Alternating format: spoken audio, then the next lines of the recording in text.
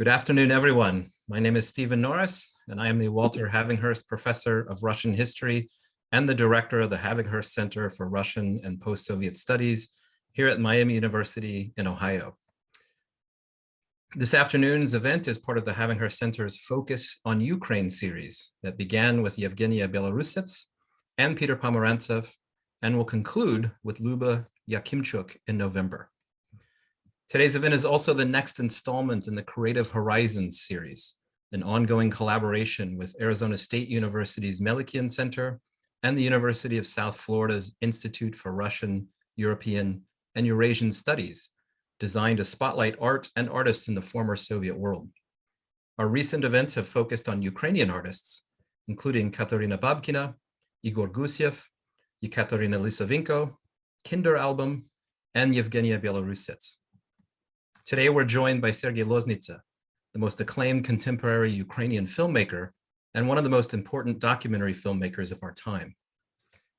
His 4 feature films have all premiered at Cannes Film Festival, where Loznitsa won the International Federation of Film Critics Prize in 2012 for his movie In the Fog, and Best Director in the Un Certain Regard section in 2019 for Donbass.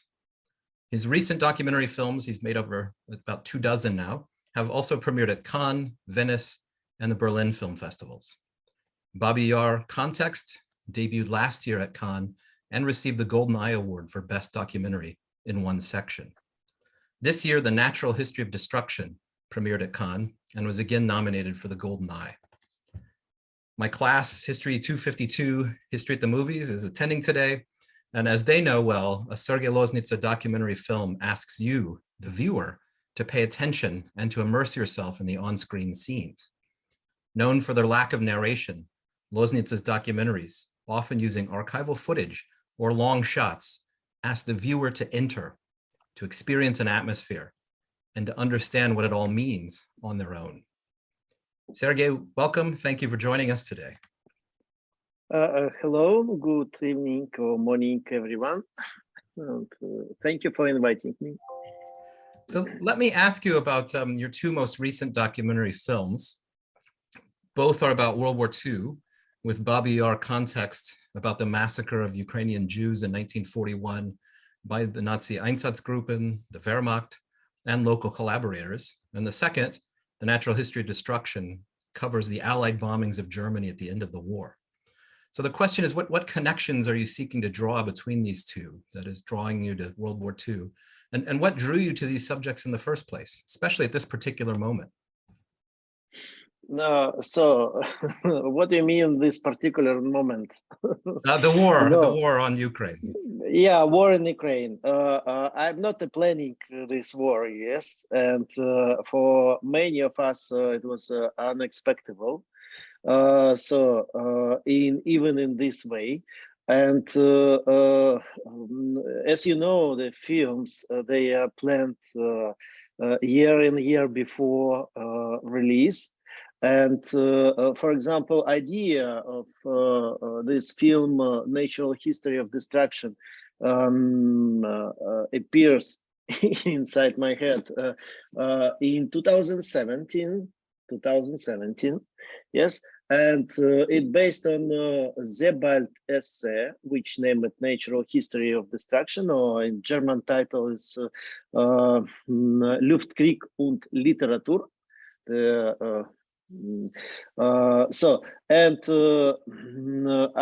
We collect money for this film during 3 or 4 years. 4 years, because you know some organization they is saying that everything is it's clear, it's understandable. This topic is understandable. I mean, the bombing of German cities during Second World War, not only German but bombing industry as a phenomenon, and it's absolutely done.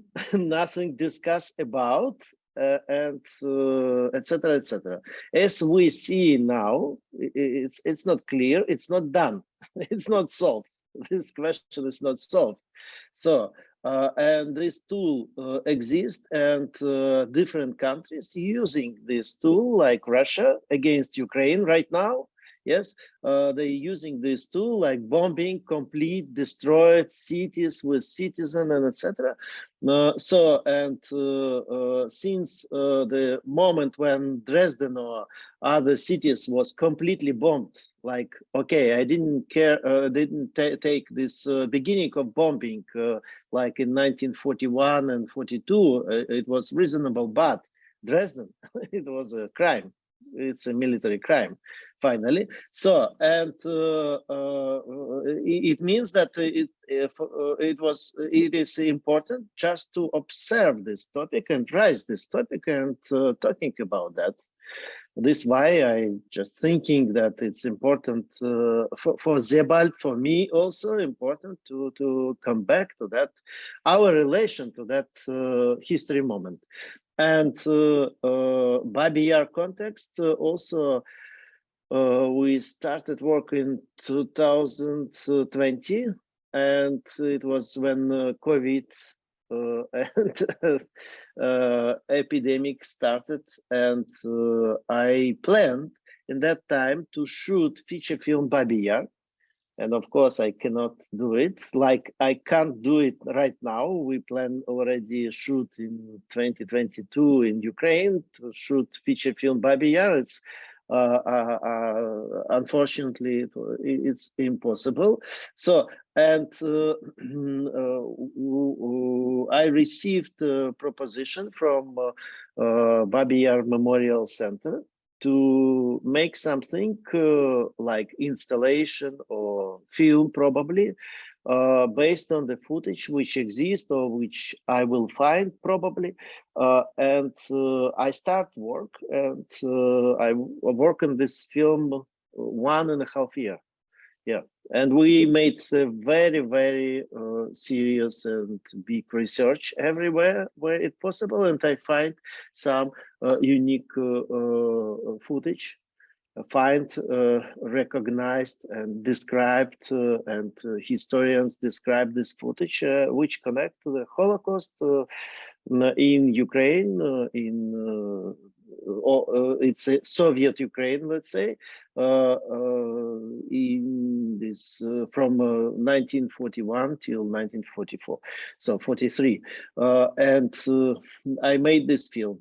I think it's a very important also topic for just to discuss, talking about that, because it's you can imagine it's a very painful topic.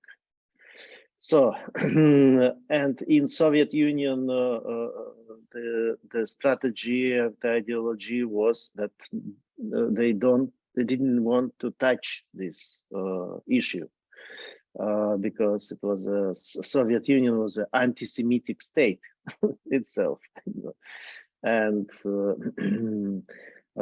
this is why only knowledge appears about that for public since 1991, since Perestroika. So in the last 30 years, different historians work on it and wrote some books. But I still think it's not enough, and all truth was not saying. So this is why I just wrote this my feature film script and work on this topic and made a documentary. I want to follow up because your films often, and what you just said illustrates this fact. They often focus on events that have been ignored, and in many ways illustrate how the history of World War II or other histories haven't been learned well enough. I don't know if you heard or read Putin's speech on Friday where he annexed the 4 Ukrainian regions, but he referenced the Allied bombings of Dresden and other German cities during World War II as a reason why the West is ill and shouldn't be taken seriously. How do you react to that? And how do you react to the ways in which your films speak to particular moments, even, as you said, when they've been planned for years in advance? I didn't read his speech. It's not interesting. I think the politician, they have to read carefully first, and psychiatrists, the people who take care about the crazy people, they have to read this kind of speech carefully. But for me, it's not interesting. Doesn't matter what this guy is saying, you know. Look, he's crazy. It's, it is more, you know, we have this very good writer, Gogol, Nikolai Gogol. This Putin is many years already as a personage of this, some of his play, or some of his novel. You know, for me, it's I didn't take seriously what he's saying, because yes, they can use, of course, they can use some historical events for proving some crazy ideas. But okay, if he using these historical events, it's not means that it not happened, and it not means that we have to discuss with him, because the ideas is crazy. Because they always made this kind of mistake. They are talking about recent time with the words and with the context from the time of Second World War. But come on, Ukraine during Second World War and Ukraine now, it's two different Ukraines. Ukraine and two different countries and different people. It's 80 years ago, you know, it happened 80 years ago. This is one of the big mistake which they did, or maybe they do it for special purpose, but we don't have to make this mistake.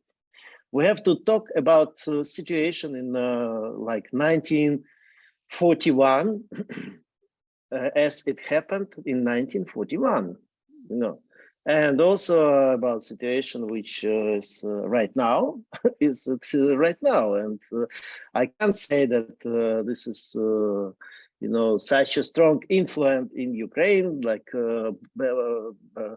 from this kind of organization of, like organization of Ukraine nationalists. I can't say that, you know, even where you can find this fascist in Ukraine. This is like the crazy text from crazy people, but they create this kind of text and they just repeat a lot, and they are now slaves of this, you know, texts. And all things which happen there, even I don't know, this some celebration when they a few days ago add to Russia some strange territory, which is not territory. I don't know. I didn't understand, but you can see the faces of all these people. This is a personage. It's not a serious people. They are from, I don't know, from Muppet Show. It's a personage. I ready to invite all of them to my films. I make films about zombie, and sometimes they look like zombie. You know, they are not it's not a personality. It is a kind of, you can read everything. It's an open book. For me, you can read what they want, what they're afraid, and all these people. So I don't think that we have to take care seriously about and discuss, even discuss. Don't discuss with them. They are crazy. No, you have to say, okay, we agree, and find the way how to, you know, find the place for them. Just protect protect the other world from this kind of things. But you know, the media work in opposite way. They distribute all this, and they just make a lot of distribute fear and etc. etc. Look, Ukraine army show that we don't have to fear this, don't have to afraid Russian army. It is At the moment, this is zero, zero. It's just advertising, nothing more,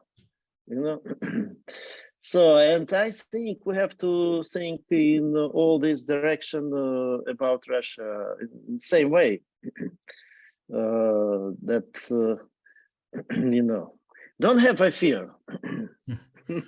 And don't listen these idiotic things. Yeah, I guess I made the mistake of reading the speech right at the same day that you very kindly sent me the link to watch The Natural History of Destruction, and it was so odd to see the subject of the natural history of destruction being referenced in Putin's speech. I want to ask then about 3 films that you are making or have declared that you're going to make. The first is a project you're working on relating to war crimes committed by Russia in Ukraine.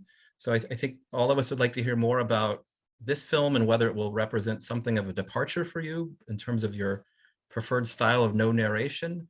And then you've also stated that you're trying to make films about Stepan Bandera, the far-right Ukrainian nationalist leader of the 1930s, as well as the Holodomor, the famine, of course, in 1932 and 33 in Ukraine, caused by Stalinist collectivization. So these 3 films, are they all still on?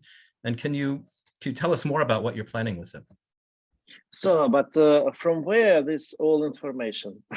This was an interview you gave to Kinokultura. Kinokultura.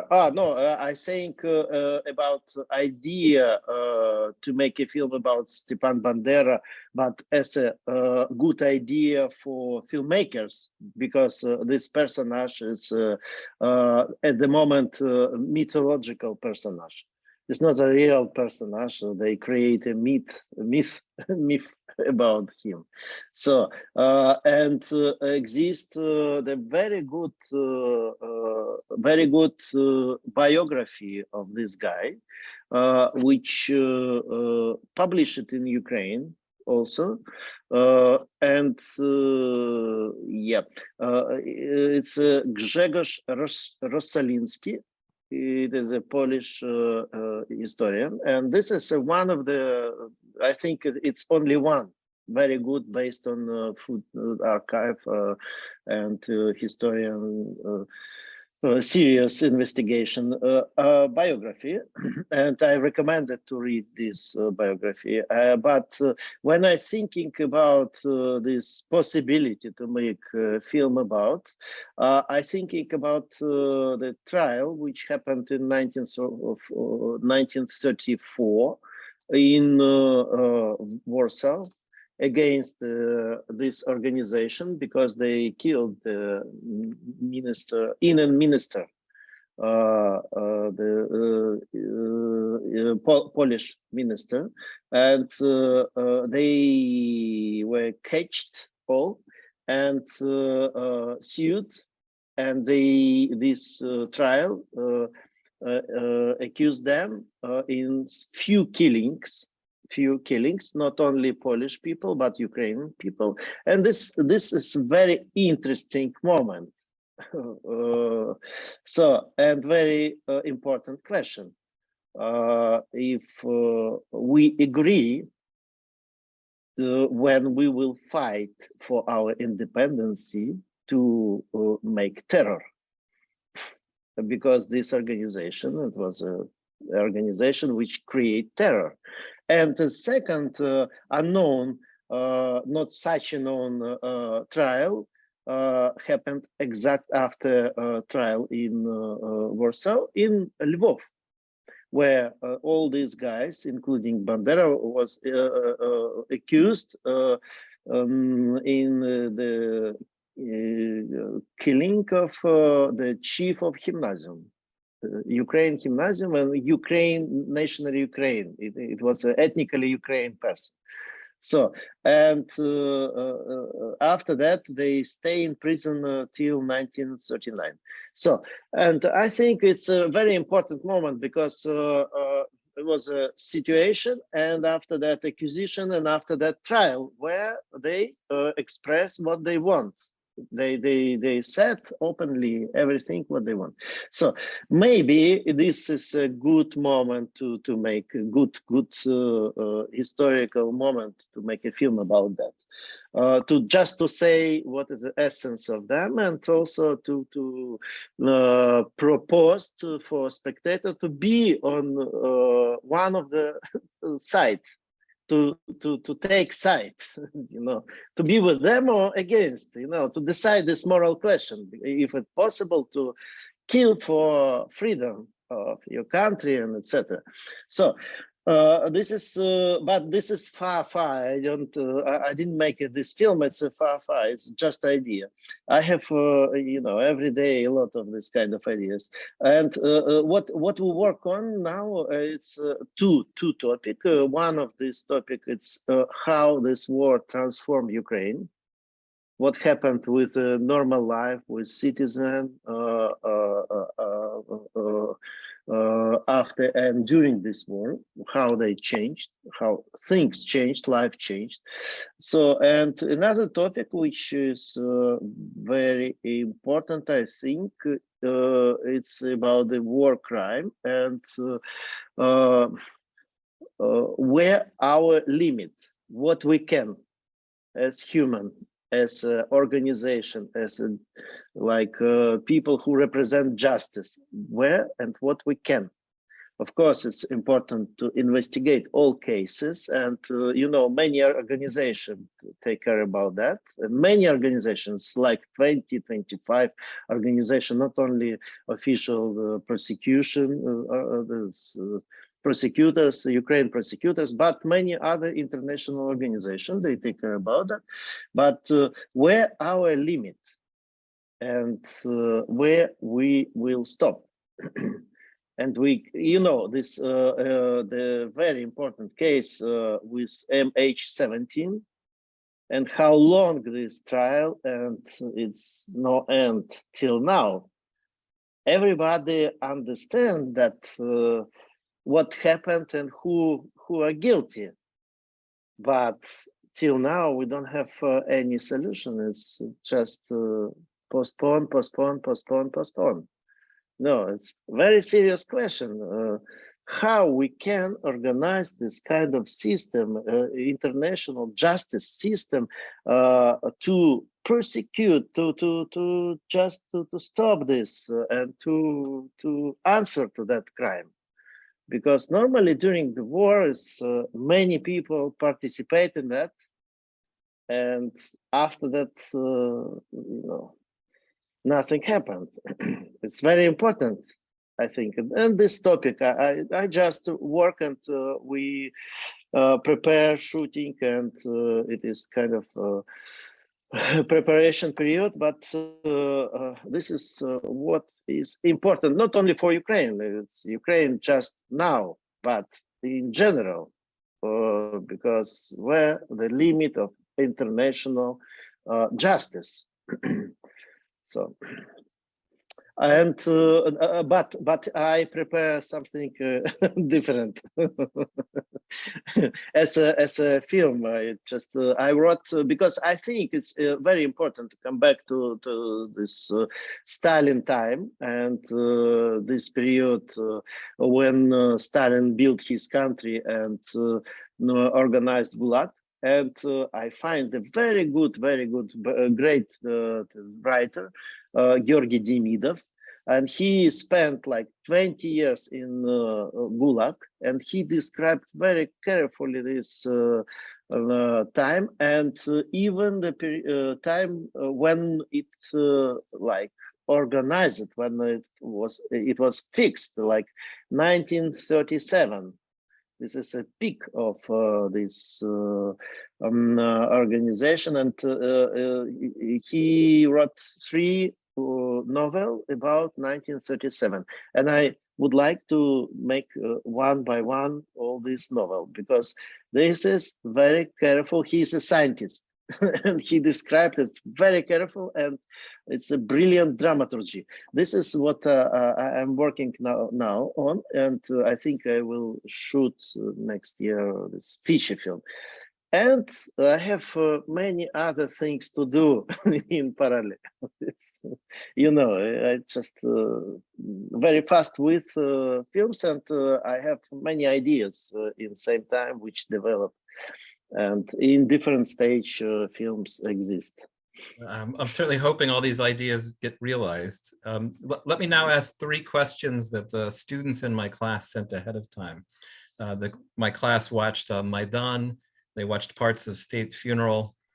So the questions are related to that. So the question from Hannah, one of my students, asks about your interest in crowds and how you tend to focus on crowds, whether they're protesting in 1991 or 2013 as the case may be, or passing by Stalin's corpse, or acting even as bystanders during World War II. So the question is, what draws you to crowds, and how does capturing people in groups help to convey the message you hope you want your audience to figure out?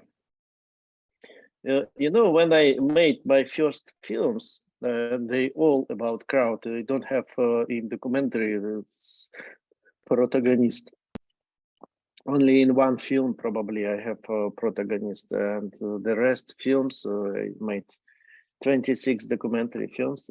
They don't have any protagonist. But I have a topic. I have an idea which developed through episode to episode through the film. And when I made like maybe 5, 6, 7 films, I realized that I don't have protagonist. I realized that I didn't make it for special purposes. Just you follow your intuition, and you make what you make. Make what you made. But after that, I just look back and think, okay, I don't have protagonist, and all people. It's about crowd. It's about this development of this story from another scale. Another, you know, far from people. Okay, why it's another thing, but some questions, some problems you can explain only from that distance. If you are talking about history, you can have a proper way of how to look to that from a distance. And of course, you can't describe the private stories of different people, but you can see the story from point of view of nation, or, you know, society point of view.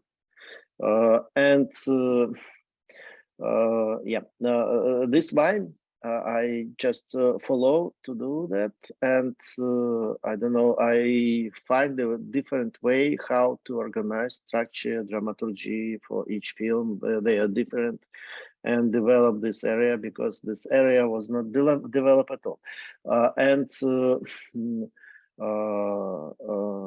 I can remember first film where is no protagonist. First, which I remember, it's a film Strike by Eisenstein. It is some protagonist, but he loses them in the middle of the film. And after that film, it's about crowd. So, and also I remember I can remember the films by Dziga Vertov, for example. So we have this kind of tradition in Russian cinema, where, you know, some films like Enthusiasm, Lullaby, or all his films, it's on such a scale. It's about, in general, not a planet, but country, country and topic, idea. And for example, film The State Funeral, I made like another point in opposition of Dziga Vertov Lullaby film. In his Lullaby film, in his film Lullaby, Stalin also is in center of composition, and State Funeral is about funeral of Stalin. And in his film he lived, in my film he is dead from the beginning, you know. it's difficult to make a film when your protagonist died in the first shot.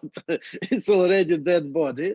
But what is important, because even with dead body, he is attractive point for all country, and country turning about him, as in Dziga Vertov film. Also, all country, he show country which are turning about this totemic figure. Stalin realized, you know the story, when the film was released, it's like few days in cinema, and after that release was cancelled, because Stalin watched film and understand everything. Because Dziga Vertov described whole idea of that country. And what I did with all this footage about Stalin's funeral, I made a film about how this country collapsed with his death. This is what about. But I can't tell this story from you know, the interview or stories of some heroes. It's not enough. It's just, if you have 5 heroes, you have 5 stories of 5 heroes. But if you see the crowd which move, which cry, staying in all these meetings and singing all this, so you understand something about this country. So yeah, for example, Maidan also same story. 2 reasons was when we came. I don't have. I was it started in 30 November 30, and I was there 14 December, 2 weeks late. And where Maidan already settled, already it exists. And I don't have any idea what I want to do. It's just very interesting phenomenon. It's phenomenon for me, where different kind of people all together united, and they have a same idea. And this kind of people from different strata, you know, it's kind of intellectual people and people uneducated, but you can meet all of them in one place, and they have something to talk about, which is not usual. Yes. And they feel very good in this moment, and they dream about new country. It's kind of utopia. It's utopia, because for all of them, and for me also, was clear that this president is just stupid guy who didn't understand that his time is over. You have to realize that, but he need time. We wait a little bit, like few months, and after that, maybe if he just so stupid, we will fight. But as a kind people in Ukraine, we give him chance. Yes, it was like this kind of relation. This small town inside city, Kiev, small town, like it was protected by barricade, but inside a small town where people live, eat, love each other, I don't know, sing, study, and protect this territory time from time, and have a pray, which very important. It's all religion was there. I can't imagine, I can't remember a moment when all representative from all religion which exist in Ukraine, like, I don't know, different kind of confession, Christian confession, and also Muslim and Judaism. They all pray together. Can you imagine? Can you imagine? This is a unique moment, and it is in my film this moment also. And they explain people why we're staying here and what we want. We want a peaceful changing, and these guys, they have to realize that they are, you know, on the wrong direction, and they have to remove from that place, and that's all.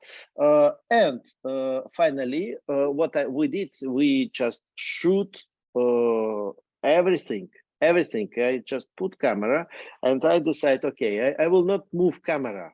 Just camera will stay, and I make a composition where I have first plan, second plan, and far away.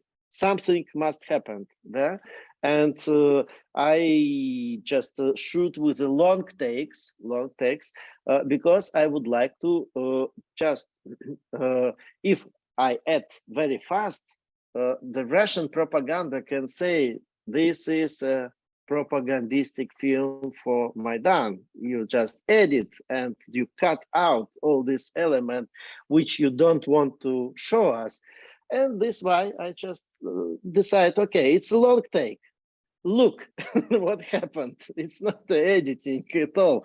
So, and each episode, each place I described like from different angle, and I have this place, that place, what it is, the meaning of that place. And we have all footage, like first hour of this film. We shot during 2 weeks in December. After that, I just ask because it's not finished, but I have feeling that I already understand Maidan, and this understanding in my footage exists. I can make a film, and I just wait how it will finish. So, and after that, I asking the cameraman from Ukraine to continue shoot time from time, and the other part of film he shot himself, and he just visit time from time to this place and just shot it. And what my idea was that who is my hero? It's people. I remove all politicians. I don't want to have all of them. As a people in Kiev in that time, they don't want to listen. They listen, of course, all these politicians, but they, at the beginning of Maidan, they asking politicians not to protest in same place. It was 1 week when they staying separate. So, after that, politicians join, okay, but when I shoot meetings, I just put camera on stage and shoot people. I was not interested what politicians saying and etc. So because it was a people's uprising, it was people who angry and would like to remove all this, this criminal power, which they did. And Maidan, this is the interesting phenomenon. They did not create the political class, party, or some leaders. I can't say who is in the Ukraine political stage, a leader which appear during Maidan. I don't know them. This is very interesting because normally this kind of movement creates party or somebody. But this is, I think this characterized Ukraine. The effect is quite good, of course, because you hear politicians in the background, but what you see on screen are people going about their business and taking care of what they need to take care of. It is sort of the backdrop. I did have 2 questions from students, Peyton and Christian, that also wanted to follow up in a way about Maidan, and that's to ask how difficult was it to film events such as Maidan for you and your cameraman? Were you at risk at any time?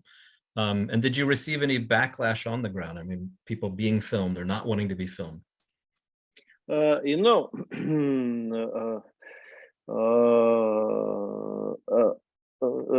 Difficult. Only one thing was difficult to keep shooting in one direction. Because you always think that some important things happened in the left or right, and you have to switch and turn camera. But I understand that everything what happened, if even it's not inside your picture, it is exist in your picture. It means that you have to be patient to staying in composition which you have. not to move camera. So, and yes, second thing, of course, immediately, I don't know, I don't know how name it, these forces, let's say, so KGB immediately recognized who shooting where, and in close to flat, close to the door of the flat which we rent, some homeless person appeared and he followed us when we just moving. Yes, it's understandable. And once one electrician opened our door, this guy saying that he was invited to take care about electricity in our flat, you know. But it's absolutely understandable. They put some listen service, put something inside. It was like they just would like to say that we follow you. Don't worry. And of course, some people are coming to us and make our photo just to front. Just come to you and make a photo, your photo, and looking to you with a smile and go. So yeah, they take care about, but thanks God, we shot what we want, and we take care about our footage. I just in same after shooting, immediately somebody download this footage and upload this footage to the server somewhere abroad. The most important, I'm thinking about footage. I didn't think about these crazy people. Yes. Yeah. So earlier, but I was not in the moment when they shot. They shoot when they start to shoot. I was not in Kiev in that moment. So I put a note in the chat for anyone, if you have a question, please to ask. We do have about 15 minutes left. Earlier, you referenced how Ukraine in World War II is not the same as Ukraine today. It's something that should be obvious, and yet often it's not. So, as someone who identifies as a Ukrainian filmmaker, you attended high school there and university there, and have lived in Ukraine for large portions of your life, and now you live in Vilnius. How has Ukraine and Ukrainian identity changed since 1991 independence, or even since 2014, the events of Maidan? I lived in Ukraine till 1991. And after that, I studied in Moscow in film school. And after I immigrated to Germany, when in 2001, when Putin came to the power, and everything was understandable. So for me, at least, what happened with this country, and I used to live now in Germany and in Lithuania, in between these countries. And my parents, they lived in Kiev, in Ukraine, and I often visit Ukraine. But since 1991 till now, Ukraine changed quite a lot. And even with this war, this changing so fast, and is under this pressure, and it's more and more Ukraine-speaking country, and in general, its situation is. I can't compare with like my native city, Kiev. I can't compare this city. I mean the population, for example. I can't compare. It's serious changing for these 30 years. serious changing. Yeah. But it started with emigration, because quite a lot of Jewish people from Kiev, they emigrate.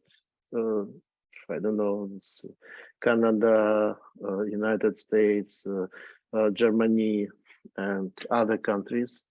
And once it was a problem in opera theater, because they don't have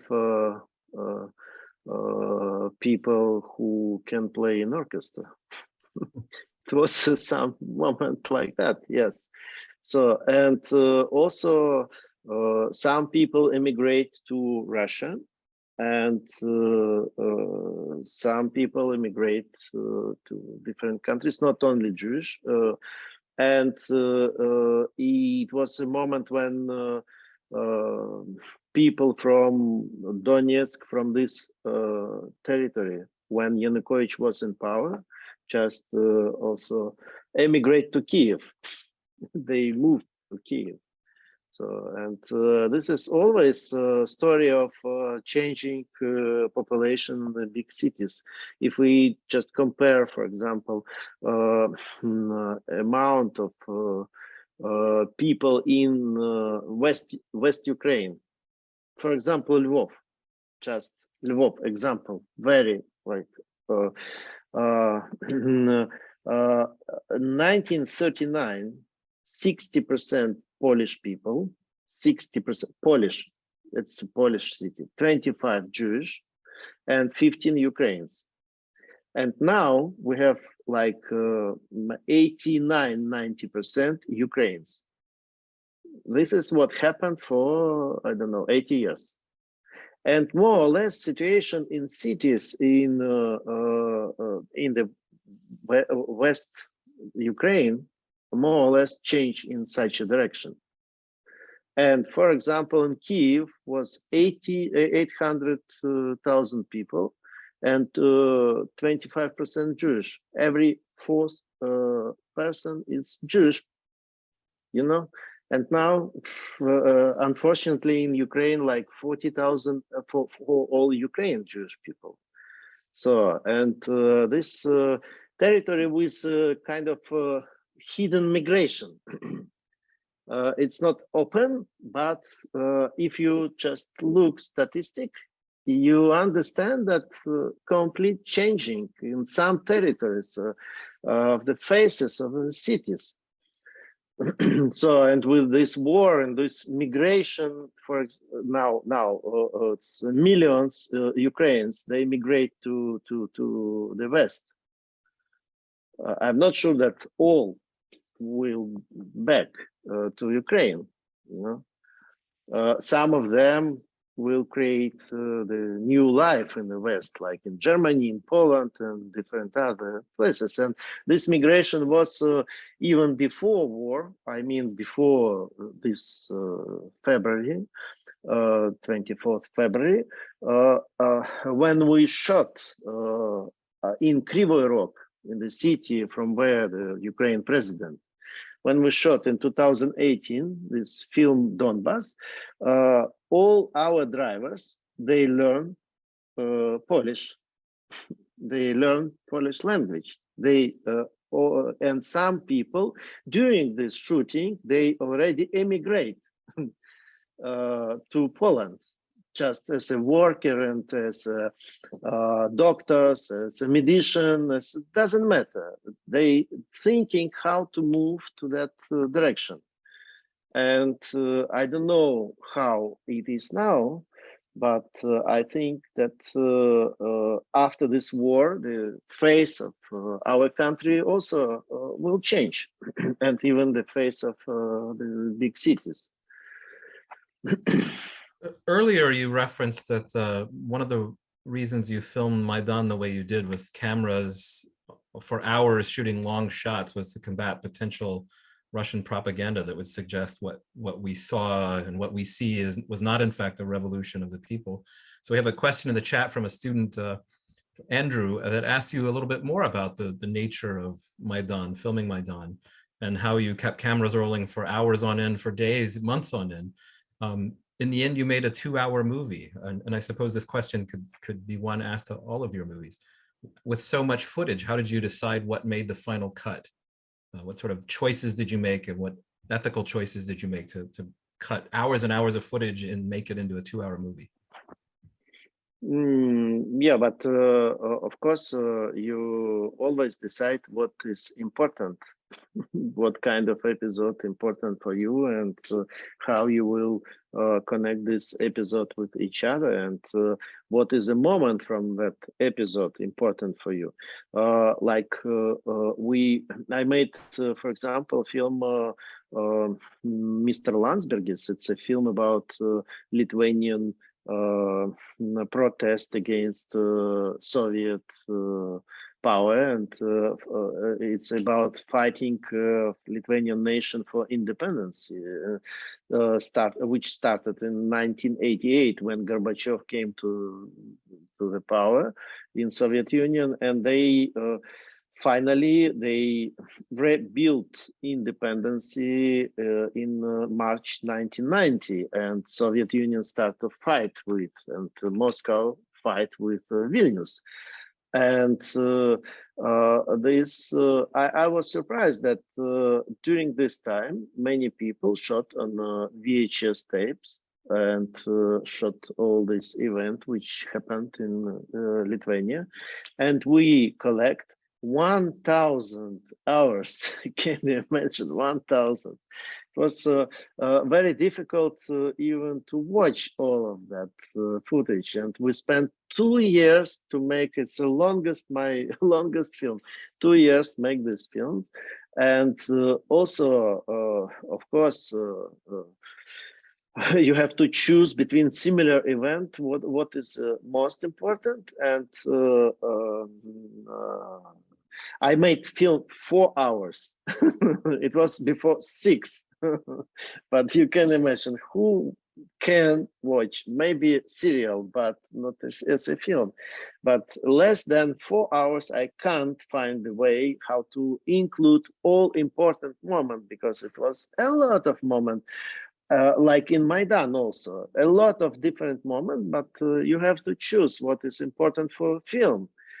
And what kind of dramaturgy you would like to build, and what kind of moment you would like to just include.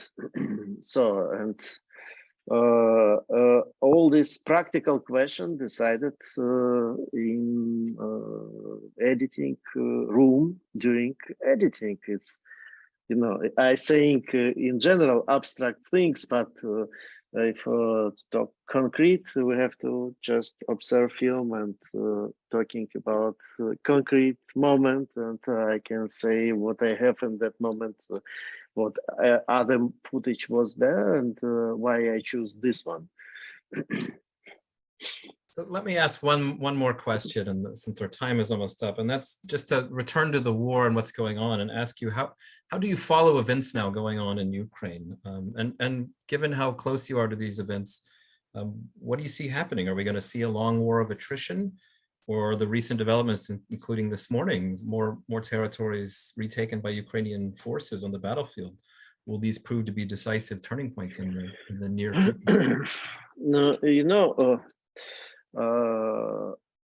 It's very difficult to be a Cassandra for this war, and even in our time, when information and change everything and very fast, you know, information appears and very fast. We just have war online, and it also influenced to us and to the actors, to the all side of this war. And this information is a part of this war also. And if we will talk about what Russians want, and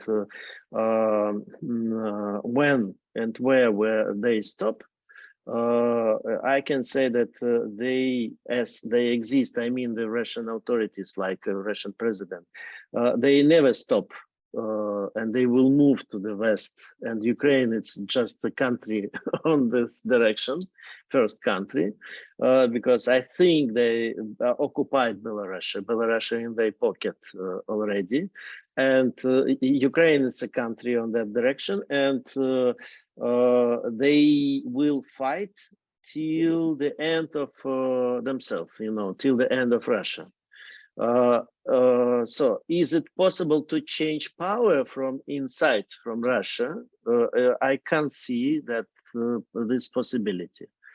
It can be like when they realize that they don't have enough forces, they can make this kind of fake perestroika, like remove this guy and put the more, let's say, democratic guy like Gorbachev.